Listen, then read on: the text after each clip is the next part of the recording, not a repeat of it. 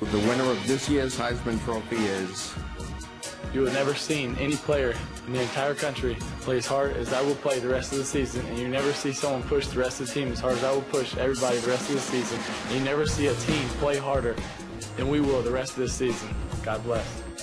The Denver Broncos select Tim Tebow. He wants to throw it long down the middle of the field. It's counted again, run. The 40, the 50, the 35, the 40. Thomas to the 35, the 30, the 15, the 10. He's down to the end zone, and it's a touchdown, and this game is over. The New York Mets are having a press conference today because they are about to sign Tim Tebow to a minor league contract.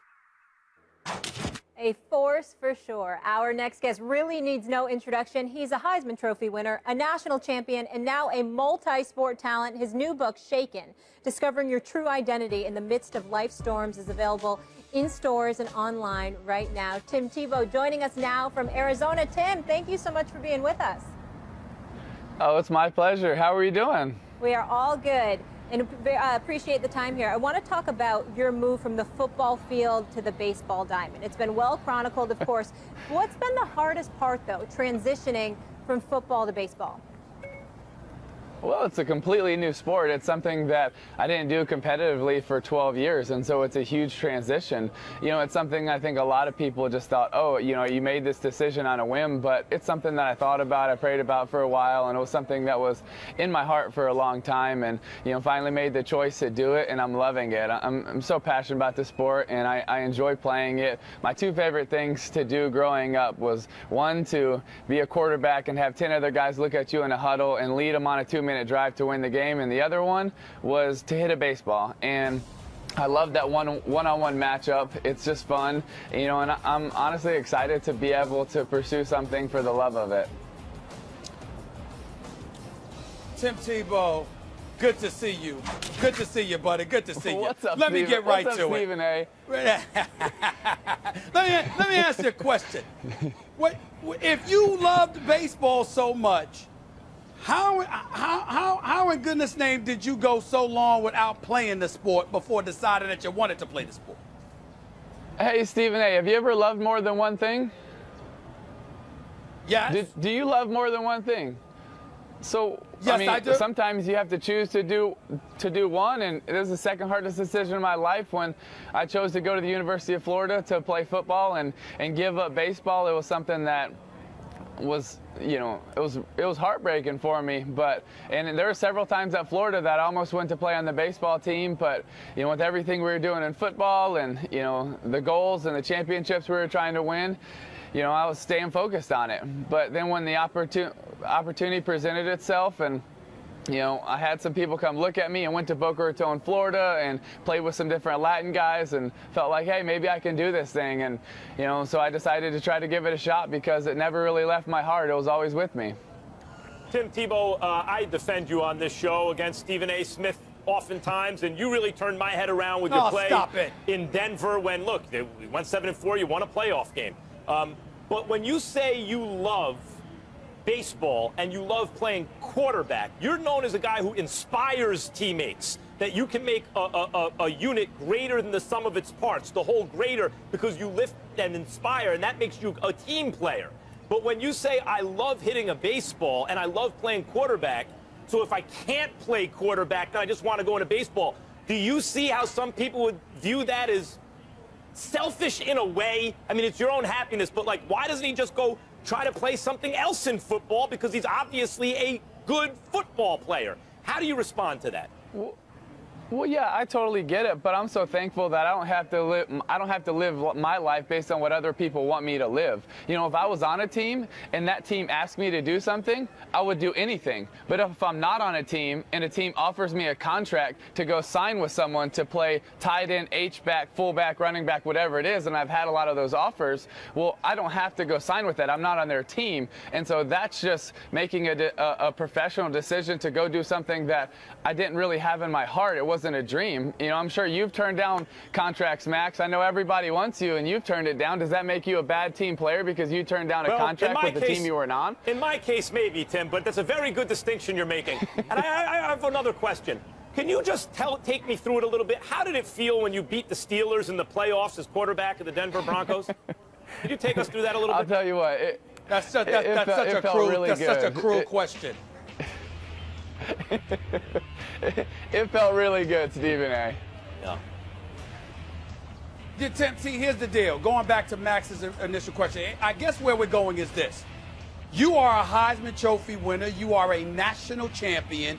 You're about winning. And so the way I look at it is that if you haven't played the sport in over a decade, your chances of success at that particular sport are limited, whereas with football, because you clearly have that it factor, and there are other things that you can do on a football field other than play quarterback, your chances of success seems to be greater in the sport of football than baseball. So what's wrong with somebody looking at you and saying that's what you should be doing?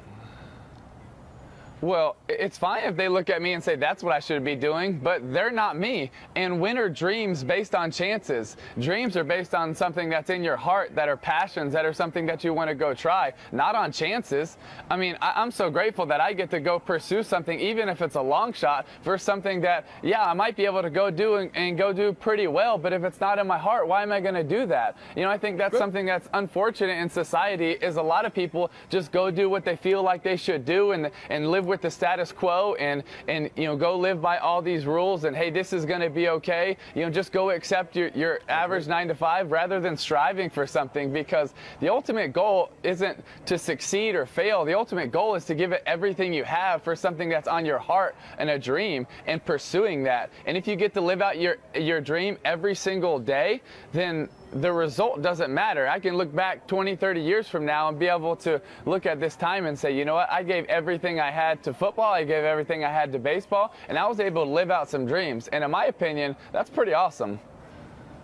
I'm inspired. Tim Tebow, I'm going to transition.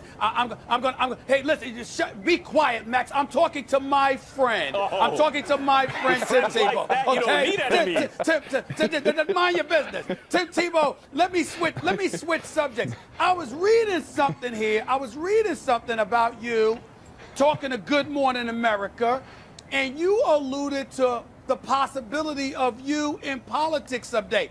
I have a question for you. Who do you believe would be more effective as a politician, you or the aspiring governor of Alabama someday, Mr. Charles Barkley? Who would be a better politician? That's a really good question. I'll tell you what, he would not be terrible. TRBL, he would not be terrible. He could get some people behind him, that's for sure. That's not an answer. Well, he's a good politician. I think Tim is showing you what a good start with the political answers right now. Tim, you're off the hot seat. I got you. And to answer your earlier question, we've all had more than one passion and more than one love, so I appreciate you following your heart and not needing others' approval. Very, very inspiring. Thank you for your time, and I'm sure your book will be as well. So pick up your copy of Shaken in stores and online today. What's going on? This is Kevin Hart, a.k.a. Long-Faced Little Body, and right now you're watching my favorite show. I'm talking about First Take, without Stephen A. Smith.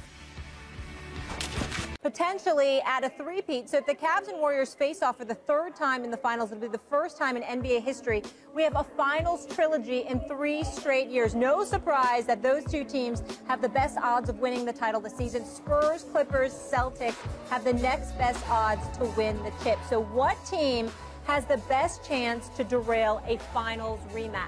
Mr. Stephen A. I'm going to say, believe it or not, everybody wants to say the Clippers. I want to as well, but damn it, that Blake Griffin's got to step up, be healthy. And DeAndre Jordan, could you hit better than 50% for the free throw line? Pretty please, with sugar on top, it would be nice. I know it's popular to say San Antonio because now you got Tim Duncan gone, Pau Gasol, and David Lee are there with Kawhi Leonard and LaMarcus Aldridge. But there's something, it's call it my spidey senses, something tingling. I don't know how to put it.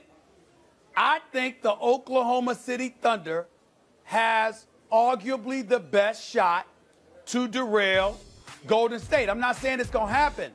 But when I think about the assassin that is Russell Westbrook, when I think about the fact that they added Victor Oladipo, who can ball, as your new backcourt mate. So for the first time, they really have a backcourt mate with Russell Westbrook. Yes, Kevin Durant is gone, and Oladipo doesn't make up for Kevin Durant.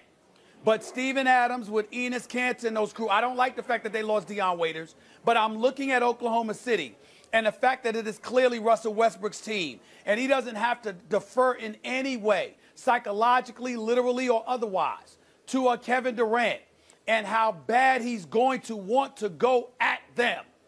And I'm saying to myself, in terms of the best shot, I could see the Clippers, something happening to the Clippers to derail them, even though I would love that matchup between the Clippers and Golden State because they hate each other. And plus, I'd rather be in L.A. than Oklahoma City. I ain't gonna lie to you. The bottom line is I got to look at Oklahoma City with Russell Westbrook and say that they may have the best shot of anybody out west of knocking off Golden State and derailing this trilogy. Man, did you overthink this one? You got the right answer, and then you kept adding and subtracting until you got the wrong answer. The Oklahoma City Thunder have no shot. Oladipo takes some pressure off Westbrook in the backcourt in a sense, but who's going to shoot the ball? They got no shot. No one has a shot against the Warriors. The best, and clearly in the East, that's a given. Barring catastrophic injury in Golden State, that's a whole other story. But barring catastrophic injury to like Durant or Steph Curry, knock wood, that doesn't happen. The answer is the Clippers, but not as currently constructed. They would need to make a deadline deal for a 3-and-D player who can actually play. A Luol Deng type. I don't even know. They don't have the assets on the books, but they have some salaries that would match up. They'd have to do future draft picks or something. But if the Clippers could get a competent 3-and-D player and everyone stays healthy, they have the best shot to derail a rubber match. No one else does. The Spurs would have to move Aldridge for a piece that fits better. Then they'd have to develop chemistry over the course of the year. That's too big a thing to move in your team. It changes the dynamic too much. And while Pau Gasol at this point is an offensive upgrade over what Tim Duncan was last year, defensively he's a massive downgrade, even over a slowed-up Tim Duncan. I don't like the Spurs. I think the Clippers got the only puncher's chance, and then only if they get a real 3-and-D guy before the deadline to play the 3. Because the 1, 2, and 4, 5 are all right. This is what annoys me about you, because you'll say all of that, right, and then you'll knock me for saying that Kevin Durant has ruined my regular season, because during the regular season there's no suspense. So here you are talking about, oh, it's good to watch and you never know and blah, but then you sit there and you articulate all of this other stuff. This is my point. That's why I consider it so weak that he decided to go to that team, being the superstar that he is, because it's a game of horse as far as I'm concerned. Look, Steph Curry is arguably the most unselfish superstar we have seen outside of LeBron James. He don't care about his numbers. He doesn't care about anything. He's willing to defer. It's not a big issue to him. Klay Thompson ain't going to defer. He's going to get his shots. He's not going to change his game. But Steph Curry doesn't care if Kevin Durant sits up there and does what he does. If Kevin Durant is dropping 60, they're going to help him do it. They're going to try to make Kevin Durant have a season for the ages. It's going to be interesting to find out, but at the end, it all comes down to this. We will be right back here in June. It will be Golden State. It will be the Cavaliers. It will be the trilogy. It's just that simple. Yep, in maybe the greatest rubber match in the history of the NBA. I mean, it could be argued with what's at stake and the level of the teams and how they dwarf the competition in each conference. I do have a wish. First finals when Cleveland lost to this team. Kyrie Irving was hurt, all right? And pretty much Kevin Love. LeBron James was a one-man army, and he had no help. Last year, Steph Curry wasn't 100%. Draymond Green got suspended in Game 5. Andrew Bogut was hurt for Game 6 and 7. Iguodala was as well. I'm just hoping that both teams stay healthy so nobody has any excuses, any rationale whatsoever. By the way, you talk about the Warriors. That's on the Warriors. Don't play Steph Curry in overtimes of meaningless regular season games down the stretch if you want to limit the risk of injury, as they did last year. Draymond Green, don't do things when you've been warned and people are watching you that might get you disqualified. That's very different than what happened to Kyrie. Anyone can get hurt, but the Warriors, those were largely, I think, self-inflicted wounds going into the finals and in the finals last year. And even if you want to say that, well, it's not necessarily playing Steph those overtimes that led to the injury, it certainly did.